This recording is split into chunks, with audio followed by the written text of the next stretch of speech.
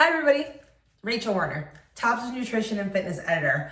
We are going to be cooking our recipe of the month, which this October, because now that it's officially autumn, is pumpkin Alfredo. Super excited for this. I'm also super excited to be taping for the first time in my new kitchen in the new house. So it's cool that we all have a new background to check out and work with. So I hope, drop it in the comments. Let me know if you like the wall color I picked or if you have some other suggestions. Okay, so let's get started.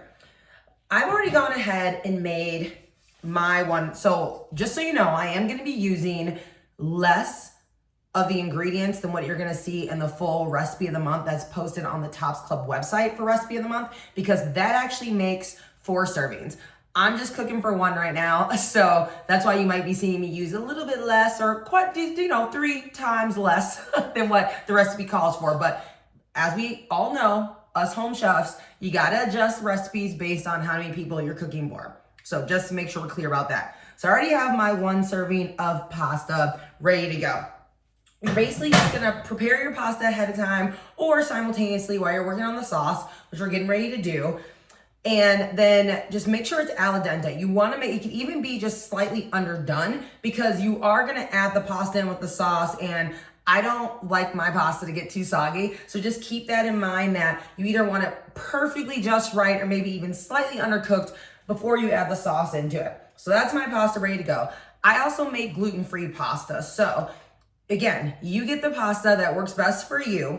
The one thing I want you to keep in mind as well, so one of the things the recipe calls for is butter. As you guys know, I'm plant-based, so I'm not using butter. I'm actually gonna use a really amazing high-end olive oil that I have. However, you could actually just opt to leave out, let's say for your exchanges for the day, you don't really have a lot of fats left. You could leave out butter and oil altogether, because depending on the type of pasta you might be using, if you don't rinse the pasta after you drain it, especially if you leave just a little bit of water, and by a little bit, I'm talking like maybe like a couple tablespoons worth of the water that you cooked it in the pot, that will be thick enough. So that's a way to leave out the oil, the cheese, even the flour, if you're looking for another way to thicken this sauce up. So if you wanna be totally gluten-free, you're not gonna use flour in the recipe, just like I'm not going to. You also, again, if you're trying to save like on fat exchanges, you can leave out the butter and or oil, margarine, whatever you like to cook with typically. And just like I said, you leave a little bit of the water from the pasta, or like I said, you could also, or you could add in a little bit more cheese to balance it off. But no, if you add in more cheese, that's gonna be more dairy, possibly more fats. But there are ways to kind of finesse this so that if you don't wanna use the butter and or the flour, okay? So just wanna keep that in mind. So I'm gonna use, again, just a tiny bit, because again, I'm only making 1 serving. I'm not making all 4. So I'm just gonna literally just put like a splash of this olive oil done in the pot. So we're done. Oil's out of the way.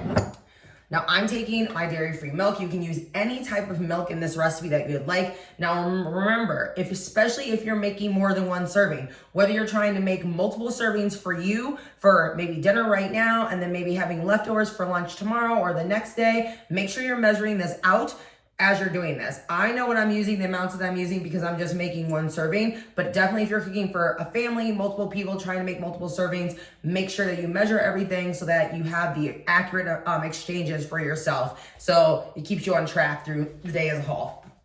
So again, I'm literally just putting just a dash of milk because it's just me. And then I went with canned pumpkin. Oh, I will tell you that last week I did bake a pumpkin for a different recipe that I made, and I scooped it out by hand. So this recipe, just like it says in the notes, you can use canned pumpkin. That's gonna be your fast and furious way to get it done. But like if you're going to farmers markets, fresh pumpkin is so good. I made pumpkin chili last week, and that's what I used. So give yourself permission. And the one thing is, if you buy a whole pumpkin, you can make multiple recipes. You could you could do pumpkin chili. You can make this pumpkin pasta. So there's a lot of things that you could do with that pumpkin that, you maybe make like a healthy pumpkin bread to like make it worthwhile. But again, if you're like, no man, I got a busy week. I'm trying to make this really filling seasonal meal. Totally grab the canned pumpkin. And canned pumpkin is actually on sale a lot of grocery stores right now. It probably will be until right up through Thanksgiving, to be perfectly honest. So it's another budget saver too, is using canned pumpkin. So again, because it's just for me, I just need to grab a spoon So again, I don't need, the recipe calls for 4 servings, a full cup. I'm gonna use about 2 generous tablespoons because I do like a thick sauce. So that's another way to keep in mind. You know, if you're somebody who doesn't like a really dense sauce, or you prefer more of like, you know, you just want more of a lighter texture to it, add more liquid or just use less pumpkin. So another way to keep in mind. The recipe also calls for, well, black pepper. You guys know me, I like my spice. So I'm definitely gonna go ahead and put couple little, I have like the full ground kernels. And so, but use ground pepper. If you like that, you could do fresh cracked. You can even add a little bit more at the end if that's your jam. The other thing that I'm doing a little bit differently is that the recipe calls for nutmeg. But as I said before, when we started this, 'tis the season. It is officially fall. I even got like a brand new bottle of pumpkin pie spice because I want all the delicious yumminess of pumpkin pie. So the nice thing about seasonings and herbs is that, you know, go use as much as you want, season to taste. You know, you don't want to do that with salt.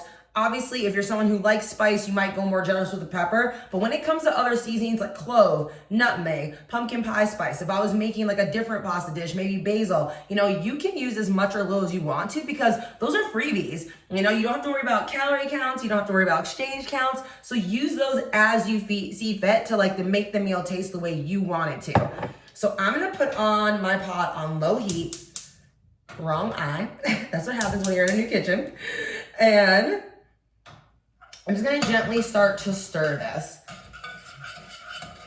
I really like pumpkin, so much so that stay tuned because, you know, now that I have all the ingredients, I'm actually gonna make a fun, healthy version of a pumpkin spice latte. That's gonna be Top's YouTube short, so stay tuned for that in the coming days.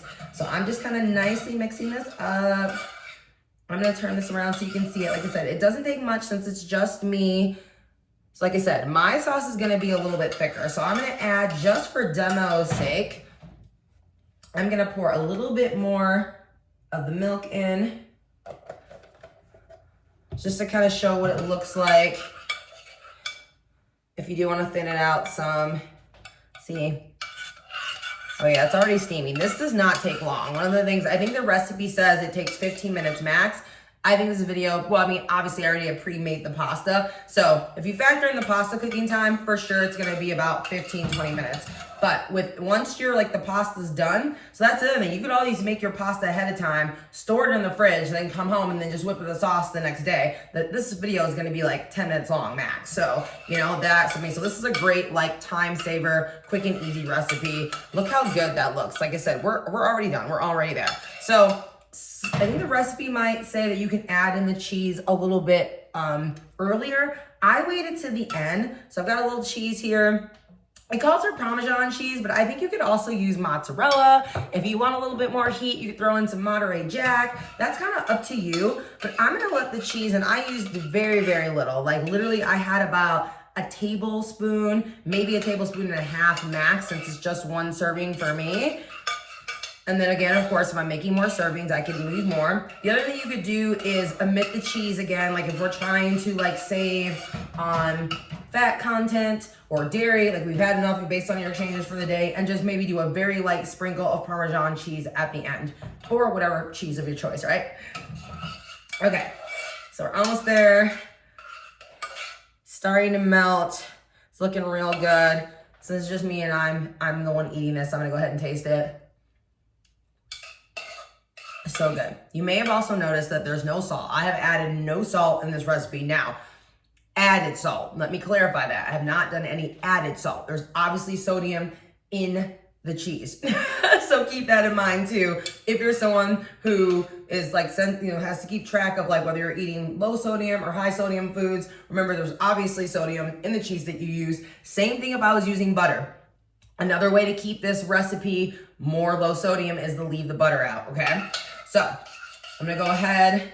This is looking good. I'm gonna take this pot, since my sauce, and I wanna get all that sauce that I made, I'm just gonna take my pasta that's already done and dump it right into the pot that the sauce is already in, and then just mix everything up together.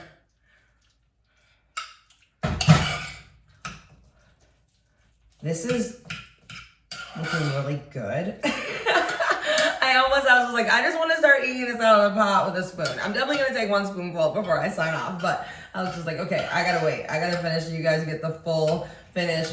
It's kind of up to you. You can let it just simmer. I would probably let it do simmer more if I was making all 4 servings for sure, because we don't want the pasta to start to overcook. Especially if you made it al dente.